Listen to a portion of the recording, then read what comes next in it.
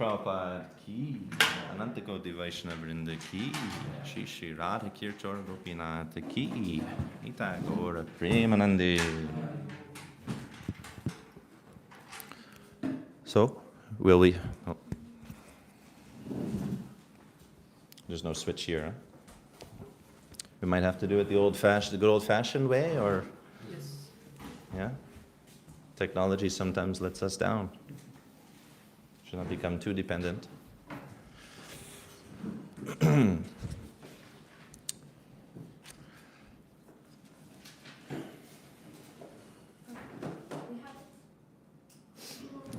we go.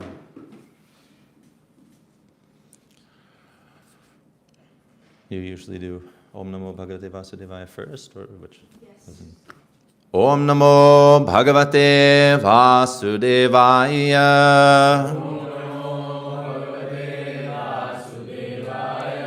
Om Namo Bhagavate Vasudevaya. Om Namo Bhagavate Vasudevaya.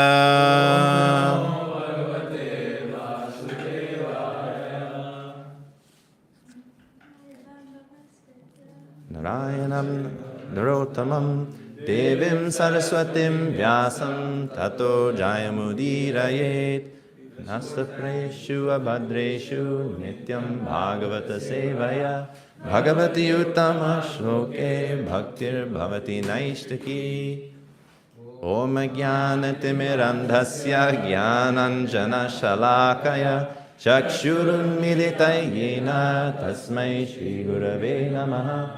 Shri, okay, as you usually do, please. Our spiritual master, you read the English, or? Yes. Okay. We usually read the English for all, but it's okay. Now we can start with the words. Okay. Nama Om Vishnu Padaya Krishna Prishtaya Bhutale Shumate Bhakti Vedanta Swaminati Namane Namaste Saraswate Devi Gauravani Pracharane Nirvishesha Shunyavadi Paschatidesha Tarne Jaya Shri Krishna Chaitanya Prabhu Nityananda Shri Advaita Gadadhara Shivasadi Gaura Bhakta Vrinda Hare Krishna Krishna Krishna Hare Hare Hare Rama Rama Rama Hare Hare. So thank you very much.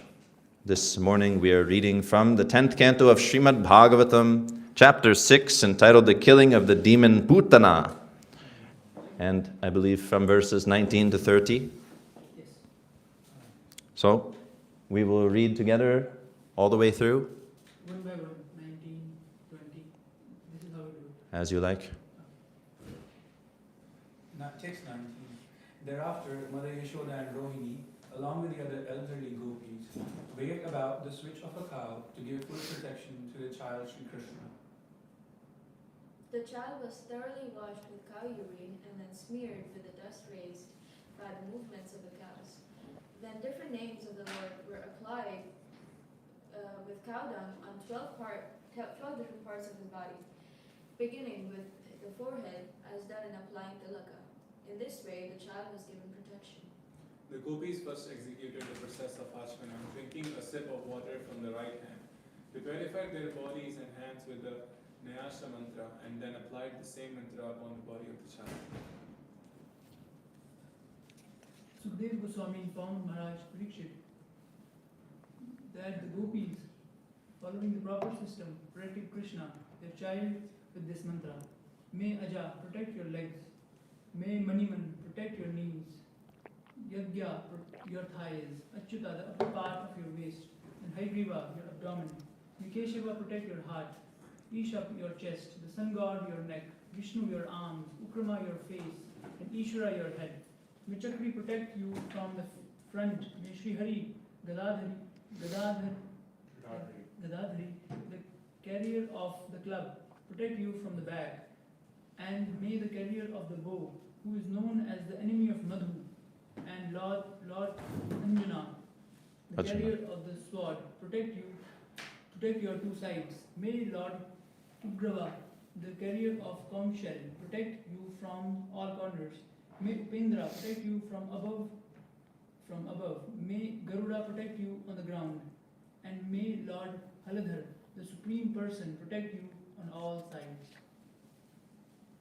May Rishikesh. Sorry. Text 24. May Rishikesh protect your senses, Narayana your life here. May the Master of Faith Deepak and the core of your heart, and may Lord Yogeshwara protect your mind. Text 25-26. May Lord Krishnagarbha protect your intelligence and the Supreme Personality of Godhead your soul. While you are playing, may Govinda protect you, and while you are sleeping, may Madhav protect you. May Lord Vaikuntha protect you while you are walking, and may Lord Narayana, the husband of the goddess of fortune, protect you while you are sitting. Similarly, may Lord Yagnabhuk, the fearful enemy of all evil planets, always protect you while you enjoy life. The evil witches known as the Kings, Yatihanis, and Kushmandas.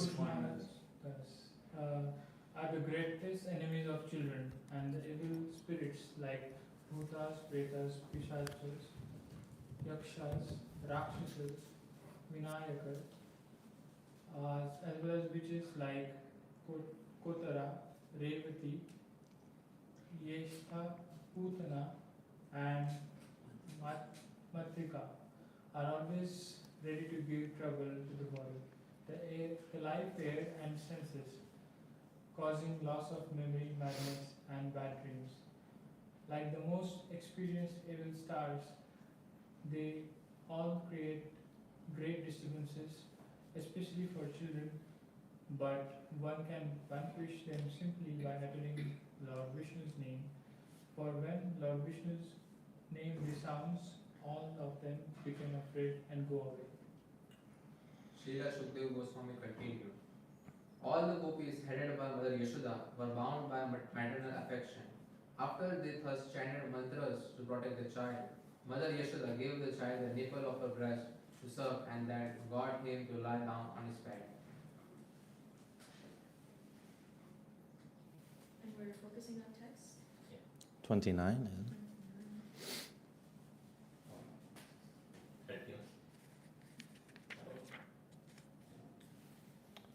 So that means this one. This is 27 to 29. So, I will begin. Yes. And how are we doing it? What, line by line again? Or? You can speak the shlokas, and we can. don't need to do Whatever's the usual protocol here. Yes, you can say it and we can repeat it 2-3 Okay. times. Swapna drishta mahotpata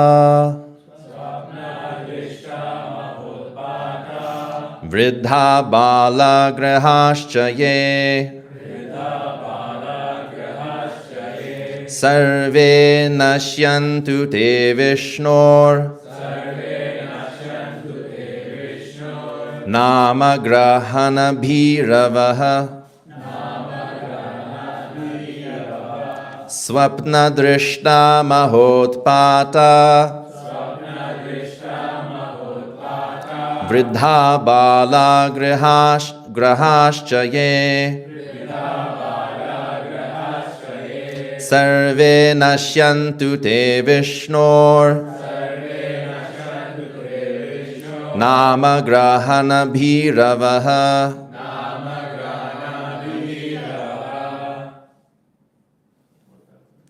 Word, okay. Okay. That's a long one. Okay. Dakinya. Okay, no, actually I have to find where this one begins with swapna. So let's see. Swapna drishtaha. The evil spirits that cause bad dreams. Maha utpataha. Those causing great disturbances. Vriddhaha.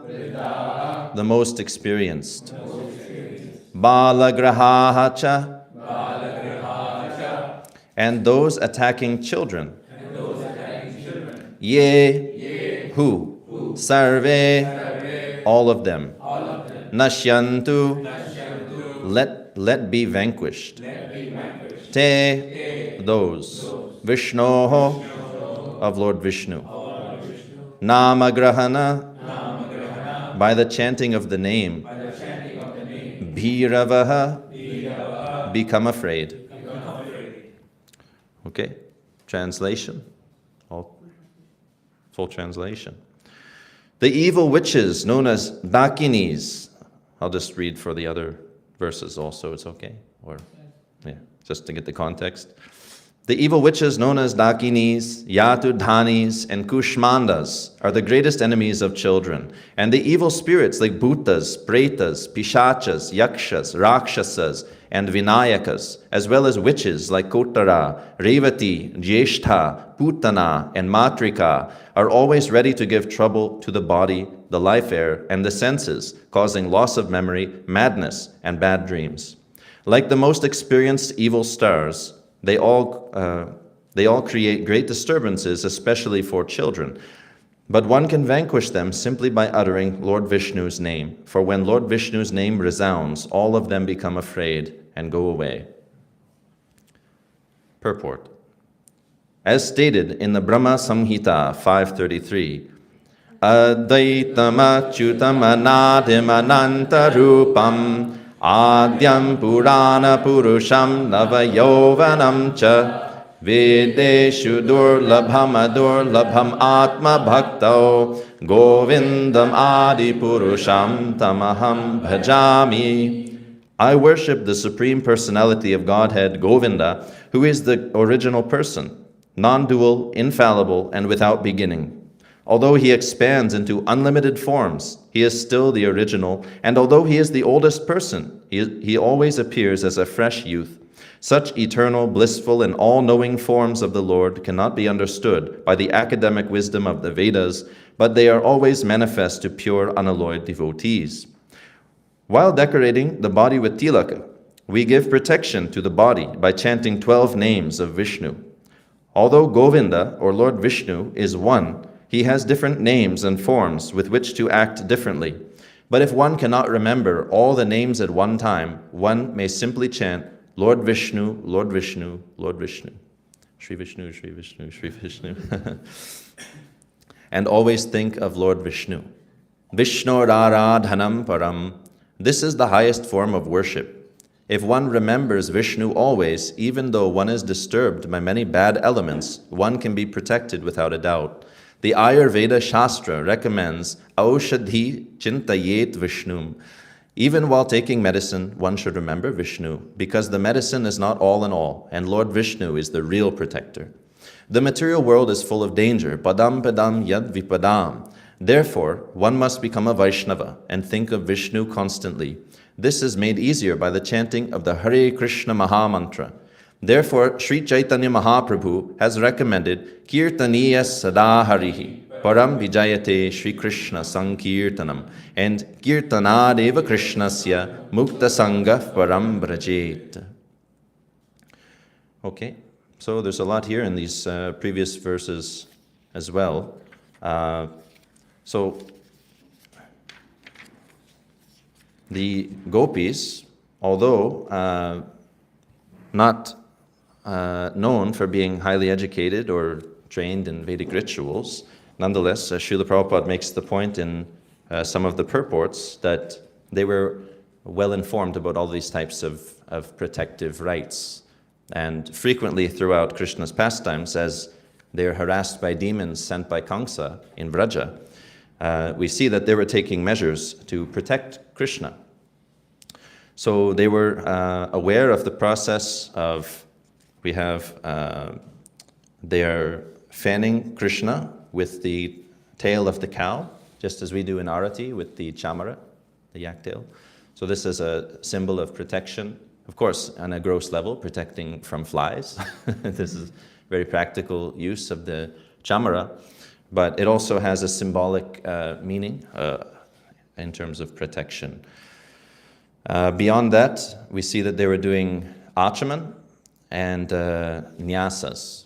So in the process of the full achaman that we do, Maybe some of you know it, but we have the simple Achman where we sip water 3 times chanting names of the Lord, but there's an extended version, and this contains nyasas as well, so you purify the different openings of the body or different parts of the body with the names of the Lord. Om Sankarshanaya Namaha, Om Pradyumnaya Namaha, like this. And you go through all of the different openings and purify all the different parts of the body with the names of the Lord. So this is a type of a kavacha or armor, a protective shield. Just like when we apply our tilak, in the 12 places, or 13. And this also is a type of armor to ward off any negative spirits, because as we see in the verse at hand, it says that the evil spirits, like bhutas, pretas, etc., as well as witches, are always ready to give trouble to the body, the life air, and the senses, causing loss of memory, madness, and bad dreams. Always ready means like they're poised, waiting for any opportunity to enter. Because these beings like bhutas and pishachas, they don't have a gross body. So ghosts, they're people who were sinful in a previous life, and they lost the privilege of having a gross body. So they have a subtle form. The soul is covered by the subtle and the gross body, right? So they don't have the gross body, but they have the subtle body, which is the seat of desires. And so they have lusty desires to fulfill. They have, one could say, sinful desires because they ended up in such a position in the first place. So they want to realize those desires or fulfill those desires, but in order to do that, you need a gross body, a stula sharira.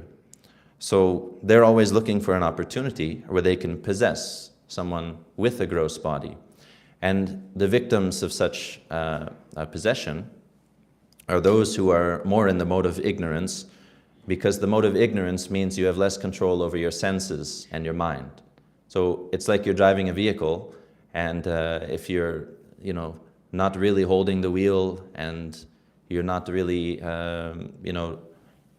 actively driving, then someone can just come and take the wheel and, take you for a ride.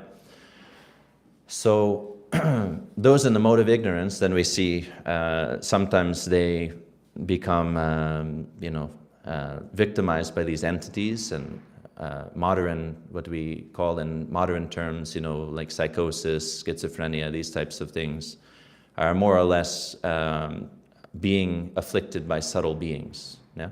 So we see that such people, they hear voices and they're told to do things that they don't want to do, and often they do things that are against their will, and that's because they're being affected by these subtle beings. So the more that we bring ourselves into the mode of goodness, we protect ourselves from these types of influences, right? So that's on in the negative sense. In the negative sense means that we're trying to protect ourselves from something. The positive side is that we're trying to remember the Lord. So the principle is smartavya satatam vishnur vismartavyo najatuchit sarve vidhi nishedhasyur etayor eva kinkaraha. That we should always remember the Lord and never forget Him. This is the principle. And this verse says, Sarve vidhi nishedhaha. So all of the vidhis means prescriptions or rules that we should follow, and nishedha means prohibitions, things that you should not do. So sarve vidhi nishedha syur etayor eva kinkaraha. So kinkara means servant. They are servants of etayoho means it's a dual pronoun referring to the first two principles, smartavya satatam vishnuhu, vismartavyaha na jatuchit. One should always remember Vishnu and never forget Him. These are all of the prescriptions are for us to remember the Lord, and all of the prohibitions are to prevent us from forgetting Him, right? So in this case, the nyasas, achamana, tilak, in the prohibitive sense is preventing us from being affected by the lower modes of nature and subtle beings such as the bhutas and so on.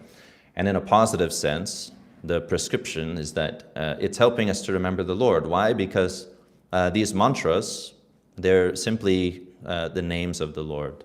Yeah? Om Keshavaya Namaha, Om Narayanaya Namaha. Yeah? So by remembering the Lord, then we become purified. Apavitra pavitrova sarvavastangatopīva yasmarit pundarikaksham sabahya bhyantara shuchihi. At any time, if you remember the Lord, you become purified, shuchi. So this is the principle. This is why the gopis are performing these protective rites, which is called here in the last verse, text 30, Krita Rakshanam. Krita Rakshana means protective activities. Yeah? Raksha means protection.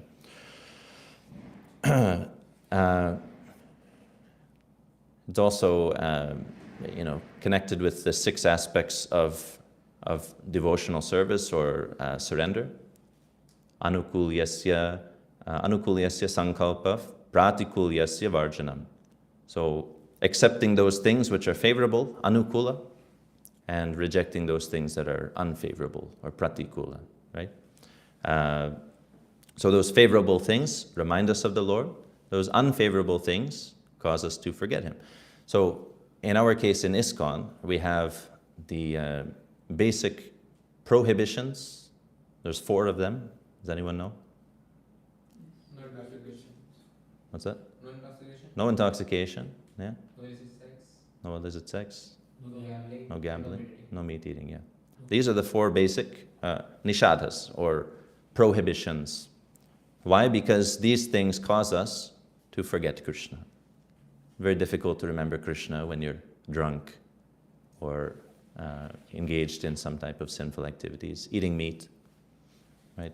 These things are very difficult to connect to Krishna, very difficult to see Krishna in them. So by giving those up, we are giving up major sources of forgetting Krishna, right? These are the pillars of sinful life. If you are taking medicines like English medicines, not the Ayurveda Shastra recommend that medicine, then even when that we are taking that medicine, we have to think about Vishnu. Yes, all medicine, allopathic or Ayurvedic. Yeah. Even when you're not taking medicine, you should remember Krishna. So, yeah. The point is, smartavya satatam Vishnu, or always remember the Lord, right? And then our major vidhi, our major prescription is chanting 16 rounds. Yeah, and this causes us to remember Krishna always. So this is a foolproof plan, that you follow this. You're preventing yourself from forgetting and actively trying to remember. Right?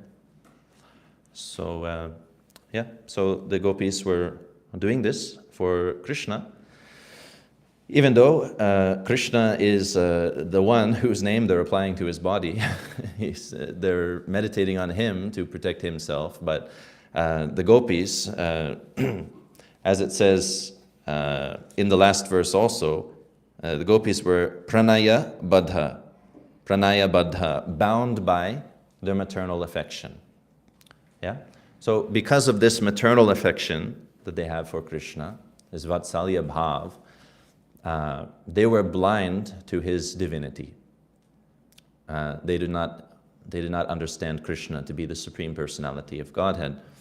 Although Garga Muni previously had, during his Namakarana Samskara, his name-giving ceremony, Garga Muni had dropped some hints there that he is basically Narayan, but they took it to mean that he's similar to Narayan in qualities, yeah, because their Vatsalya Bhav would not allow them to have any other conception.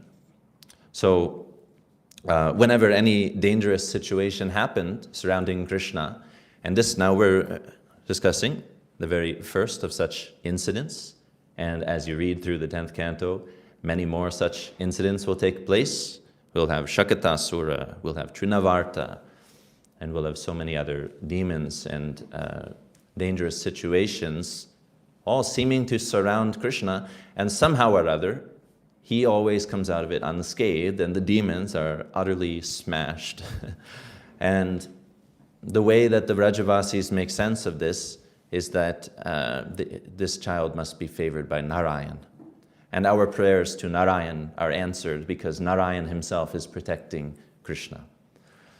So there's no sense at all that Krishna himself is killing the demons. And even when all the cowherd boys are witness to Krishna slaying these great demons, and these demons, make no mistake, are greater than any other demons killed by any other avatars.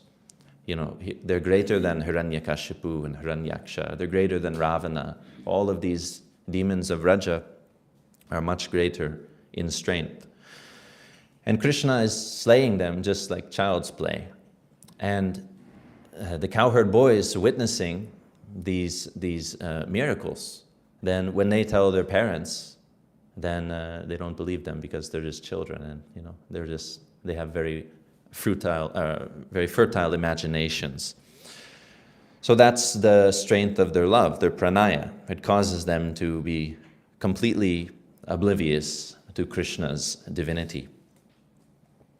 Now, another point, which is worth mentioning here, it says that Vishnoho nama grahana bhiravaha. So the demons, or these negative entities, says by hearing the name of the Lord, they become afraid and go away. This has an implication in our preaching of Krishna consciousness, which is something I'd like to briefly delve into. That, we want to bring as many people into this movement as possible, and we take various measures, and there's various types of programs that people offer in order to try and attract people to Krishna consciousness. But the reality is, and as Srila Prabhupada mentioned many times, that not everyone will be attracted to this movement. So there are 4 types of people, that the Madhyamadikari preacher is aware of. There's the Lord himself, who he worships. There's the devotees, who he befriends and associates with. There's the innocent, who are simply in ignorance of their relationship with Krishna. And then there are the demons, those who are opposed actually to Krishna and Vedic culture. So when such people hear anything to do with the Lord, they become repulsed and they go away. Yeah. So hearing Harinam, seeing the devotees, anything like this, then they're not attracted.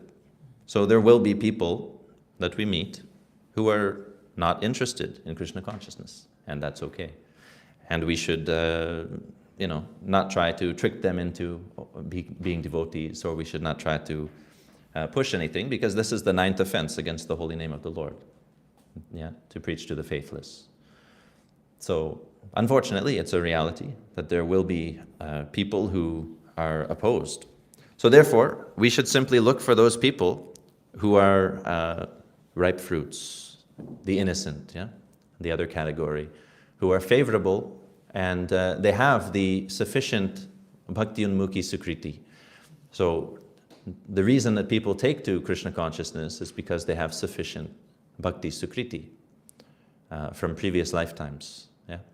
So at least while we're doing Harinam or we're doing some type of preaching programs, we are planting seeds for the future. Because every activity you perform in this world, material or spiritual, it plants a seed in your heart to perform a like activity in the future. So that's how karma works. Bhakti is not within karma, but within karma, you perform a sinful activity, it creates the unmanifest karma, which will come in the future, and you'll get a reaction. But it also plants a seed, a bija, a papa bija in the heart. And that seed will gradually start to sprout, and it will fructify. And in the future, you will have a desire will enter your mind to perform a similar activity in the future. This is why it's so difficult for people to give up, sinful activities and so on, because they've planted so many of these desires in the heart, and gradually those seeds bear fruits, and those desires enter the mind.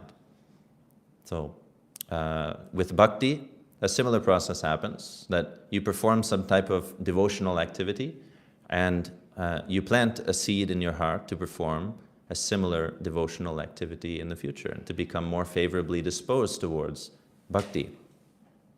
So for many, many lifetimes, anyone who has come to Krishna consciousness in this lifetime, it's understood that for many lifetimes, they have been planting such seeds, or having such seeds planted by others, whether walking down the street and hearing Harinam, or being on the street and some devotee randomly, shoves a Simply Wonderful in your mouth, or taking books, or giving charity. And there are many people who are just pious and they give charity, and they'll give to some type of non-profit organization, and they'll also give for the devotees. You're doing something nice, maybe Food for Life, you're giving some prasadam, some free food to people in need. So just by giving charity, even though it's unknowing, agyata sukriti, but it's planting a seed nonetheless. And when those seeds culminate, that sukriti culminates, then in that lifetime, when you meet the devotees again, you will develop shraddha, faith. And that will cause you to actually take seriously the process.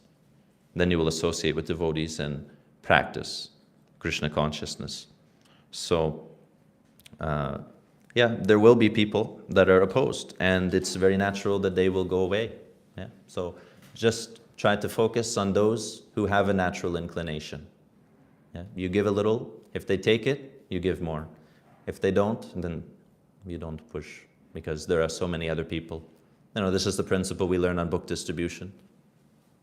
You're speaking to someone and they're arguing with you, and sometimes, the new bhaktas, we get into big philosophical discussions, and then the whole time on Sankirtan, we spent arguing with some Christian in the street or something like that. And then the Sankirtan leader is like, "Hey Prabhu, how many books did you do?" "Oh, none, but I beat his arguments, that guy." And so this type of thing, is not very ideal.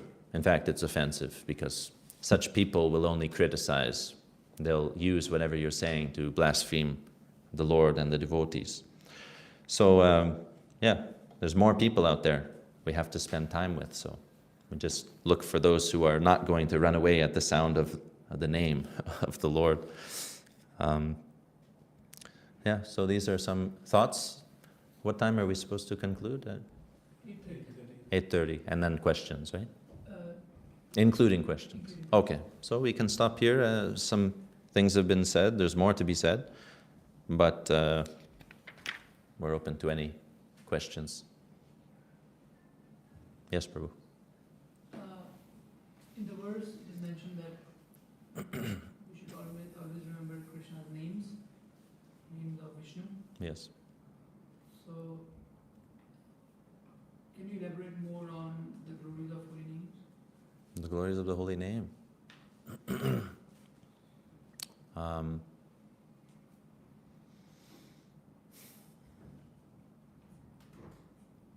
There's so many angles you could take on this. Particularly this Maha Mantra. So when we're talking about Achaman or Tilak or Nyasas, the way we're chanting in the dative case. So we're saying Om Keshavaya Namaha. Keshavaya, this is the dative case, which means for Keshava, right? Like he's not here, he's somewhere else. So we're saying, obeisances to Keshava, obeisances to Narayana, obeisances to Madhava. This Hare Krishna Maha Mantra is different in that it's in the vocative case. Hare Krishna and Rama. It's not Krishnaya or Ramaya, it's Krishna. So Krishnaha is the nominative, like Krishna is the subject of the sentence. So there are 8 cases in Sanskrit. So the last one is is the vocative case, and it takes the form of Krishna or Rama without any kind of ending. So the special significance of this Maha Mantra is it's not really a mantra at all. Like these others are mantras. Om Keshavaya Namaha. This is a mantra. Or Om Namo Bhagavate Vasudevaya. These are mantras. The Maha Mantra is actually no mantra at all. It's just, you're literally just like crying for the Lord, you know. It's like you're talking to Him like He's right in front of you. All of the words, Hare, Krishna and Rama, they're just like, it's like you're calling, you know, calling to Him, He's like right in front of you. So, understanding this, you know, and chanting in this way, this Maha Mantra can really keep us connected with the Lord in a very personal way. Yeah? It's different from all the other mantras that we chant, much more direct. So, yeah, meditating on this, we can remember the Lord always. Always staying marked with tilak and doing achaman regularly. All of this, keeping in contact with the holy name of the Lord, will help us remember Him. And yeah, As in don't. Bhagavad Gita, it is in the last verse. Antasame, at the last moment, the last verse it says, you think of Krishna and all the Kalivas goes up. Yeah. It's a slogan. Yeah. See, yeah, and all of this experience in this life is culminating in that moment of death. So, the more that we are keeping the Lord's name on our tongue, and the more we're remembering the Lord and seeing everything in connection to Him, then it's preparing us to remember Him at that very crucial time. If we can remember Him at that time, then we can attain perfection. So, yeah, the whole Pancharatric system means the whole lifestyle of devotees. Like everything we do in the temple here is Pancharatric. And Pancharatra means that it's centered around deity worship, archana. And so our entire lifestyle as devotees, from the morning, from when we wake up in the morning, you know, and we chant the holy name, and there's this nice mantra, Pratah Prabodhito Vishnu Hrishikeshena Yatoya Yadyat Karyasishana Tat Karomi Tavagyaya, that my Lord, you have awakened me, and now I'm ready to serve you as you desire. There are so many mantras like this. And when we're taking bath, we can chant this Apavitra Pavitrova Sarvavastangatopiva. Yeah. So our whole day is structured so that we are always remembering the Lord one way or other. But we should do it consciously, yeah? Because we can go through all these rituals in an unconscious manner, just going through the motions and chanting the mantras. But the process will be much more beneficial when we are an active participant in it. Yeah? Taking advantage of these various things to actually contemplate the meaning of it, understanding the meaning of what we're saying and doing. So our whole life is built like that. Srila Prabhupada has structured our routine in such a way that from morning until night, if we follow it nicely, we'll always remember Krishna, never forget Him. How important is Achmana? I mean, Very important. Yeah. and only during when we are doing deity worship, when we are doing Guru Puja. No, all the time we should do. Yeah. Wake up in the morning, you take your bath, and then you do your achaman, you know, do your tilak. And anytime you touch anything impure, you should try and purify yourself. It's nice if you can always have achaman available. Yeah. If there was one just available in the temple room, it would be a nice thing, I think. But yeah, especially when you're engaged in some type of Brahminical service, like deity worship or cooking, then you need to be regularly doing it. But the Shastras say that we should do achaman before chanting japa, before touching a shastra, before touching a book, before doing any type of spiritual activity. Yeah, because the principle is Krishna is param pavitram, Arjuna says in the Bhagavad Gita. He is the most pure. So Srila Prabhupada makes the point that to approach the most pure, we should become pure ourselves. In order to establish a relationship with someone, you need some common ground. And Krishna likes cleanliness. Krishna likes purity. So we should try and become pure. So this is one of the ways that we can do that. Yes, Prabhu? Prabhu, you explain how we say Keshava or Madhavaya instead of Keshav Madhav, so that changes what we're saying and the effect of it, according to Sanskrit. Mm-hmm. So can you also tell us if you know anything about the Hare part of the Maha Mantra, because it's not said as Hara. Like Krishna is Krishna, Yeah. but we change Hara, which is the name of Radharani, to Hare. Yeah. So what effect does it have, and how do we in the Sampradaya relate to Hare in the chant, or Radharani part in the chant? So Hare is also the vocative case, but interestingly, it's the vocative of two words: Hari, Hari. So the E ending shabda, Hari, which is the name of the Lord. So Hari in the vocative is Hare, and Hara, which is the feminine energy of Hari, is also Hare in the vocative. So the acharyas have given interpretations in both senses, that it can be O Hari, O Krishna, O Rama, and it can also be O Radha, O Krishna, O Rama. So both interpretations are correct. Yeah. Yeah, there are some nice explanations by our acharyas that if you take it in the sense of Hari, then it's understood that this mantra is, being chanted by Radha. She's chanting this mantra to Krishna, calling for Krishna, right? So you can take it in that mood also. And also I'd like to mention that Rama doesn't mean Ramachandra, although it can, if you want it to. It can mean, but it can also mean Balarama, and it can also mean Krishna, because another name of Krishna is Rama. Rama means the one who gives pleasure. Ramate, this verb means to enjoy. So Rama is one who gives pleasure. So it also means Krishna. So actually Krishna and Rama both refer to the same person, Krishna. And Hari also refers to Krishna or to Radha. There are so many meanings of this mantra, actually. Yes? Thank you for the wonderful class. My question is the last line of, can you explain the last line, like Kirtanat eva Krishnasya Mukta Sangha Param Bhajan? Kirtanad eva Krishnasya. So Kirtanat means from Kirtan only, Krishnasya, of Krishna, Mukta Sangaha. No, my Sanskrit knowledge is not so great, but I don't know exactly where this verse is. I think it's in Chaitanya Charitamrita. I can look it up later. I'm not going to pretend I know right now.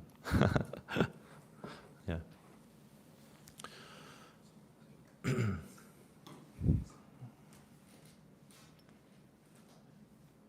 Okay? Everyone satisfied? Jai. Srila Prabhupada ki, Srimad Bhagavatam ki, Nitai Gaura Premanande, Hari Hari Bo.